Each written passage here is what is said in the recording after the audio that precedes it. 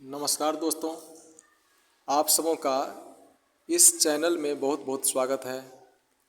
आज मैं class 12 English का चैप्टर 1 पोइट्री सेक्शन का चैप्टर 1 लेकर के आया हूँ, जिसका मैं हिंदी में समरी बिल्कुल ब्रीफ में बताने जा रहा हूँ। बिल्कुल संक्षेप में हिंदी समरी बताने जा रहा हूँ। जो इंग्लिश क्लास 12 का फर्स्ट पोएम है sweetest love I do not गो, उसका समरी बताने जा रहा हूँ। सबसे पहले चैप्टर का इंट्रो लेते हैं। Sweetest love I do not go John Donne के द्वारा लिखा गया है। जॉन डन का जन्म 1572 में हुआ था और मृत्यु 1631 ईस्वी में हुआ था। इनका जन्म इंग्लैंड के लंदन में हुआ था। खास करके जॉन डन मेटाफिजिकल पोएट के रूप में जाने जाते हैं। चूँकि मेटाफिजिकल एक पोएट का ग्रुप है जिसके हेड थे जॉन डन, प्रमुख थे, इसलिए जॉन डन को मेटाफिजिकल पोएट के रूप में जाने जाते हैं। जॉन डन का जो रिलीजन था कैथोलिक धर्म से बिलोंग करते थे, जिस कारण से जॉन डन को ऑक्सफोर्ड यूनिवर्सिटी से निकाल दिया गया था बिना डिग्री का। अब जॉन डन जो हैं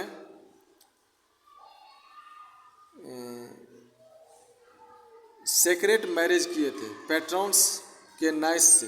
पैट्रॉन्स की जो भतीजी थी उनके साथ जॉन डन सेक्रेट मैरिज कर लिए थे, गुप्त विवाह कर लिए थे।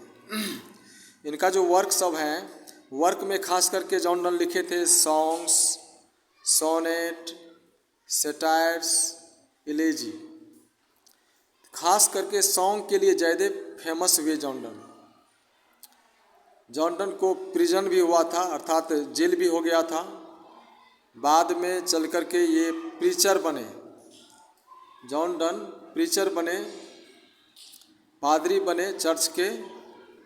और ख़ास करके यह कविता जो है sweetest love I do not गो, ये 14 लाइन्स की है, 40 लाइन की कविता है। अब चलते हैं इसके हिंदी समरी पर। Hindi summary sweetest love I do not go, इसमें खास करके meeting and parting are the laws of nature, मिलन और जुदाई, चूँकि ये प्रकृति का नियम है और इसी के बारे में फिल्माया गया है। बिल्कुल ब्रीफ समरी दे रहे हैं, संक्षिप्त में, जो कुछ ही मिनटों में आप लोग इसे अच्छी तरह से समझ जाएंगे। कविता में कवि कहते हैं, कवि दर्शाए हैं, अर्थात एक पति जो है अपने पत्नी से विदा हो रहे हैं। कवि अपने पत्नी से विदा होकर जर्मनी जा रहे हैं।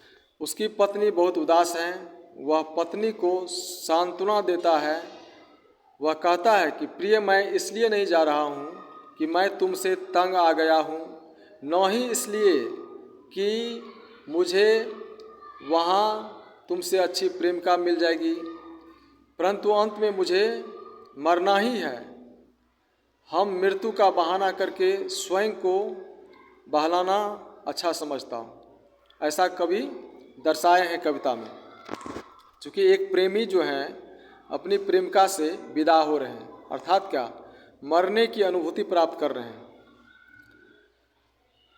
और उपमा दे रहे हैं कि कल रात सूरज डूब गया था, कल रात सूरज डूब गया था और फिर वह आज उग गया है, जबकि उसमें सूरज में कोई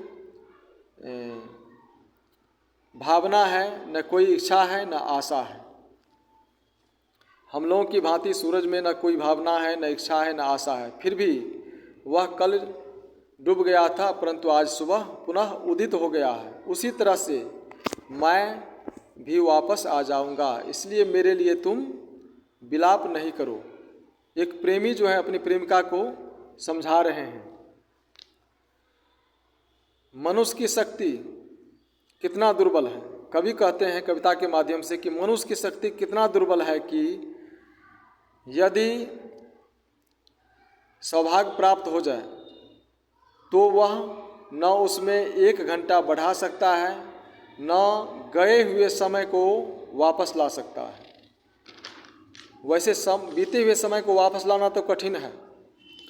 हम अपने आनंद को, अपने खुशी को पुनः वापस नहीं ला सकते हैं, या अपने दुख से तो जूझ सकते हैं, लेकिन बीते हुए समय को वापस लाना मुश्किल है।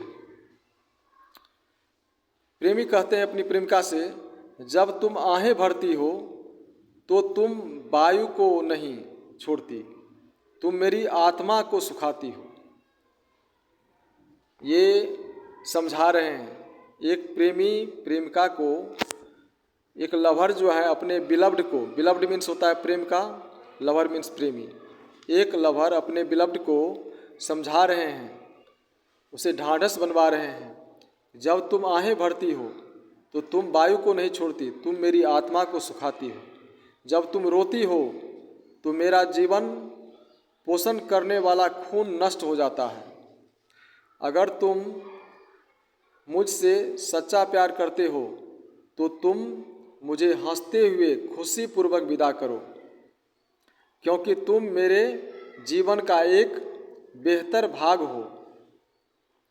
तुम अपने मन में किसी भी तरह की कल्पना नहीं करो, नहीं तो तुम्हें मन में एक शंका और भय उत्पन्न होने लगेगा।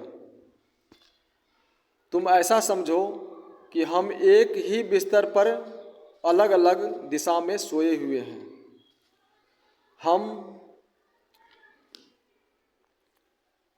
हम कभी बिछड़ नहीं सकते, पुनः हम वापस आएंगे। चूँकि कवि मरने की अनुभूति प्राप्त करना चाहता है, वह जानना चाहता है कि एक बार मर करके देखा जाए, इसलिए वह अपनी प्रेमिका से विदा हो रहे हैं और वह कहते हैं कि मैं पुनः वापस आ जाऊंगा। जिस तरह से सूर्य शाम में डूब जाता है, सुबह में वापस आ जाता है, उसी तरह से मैं पुनः वापस आ जाऊंगा।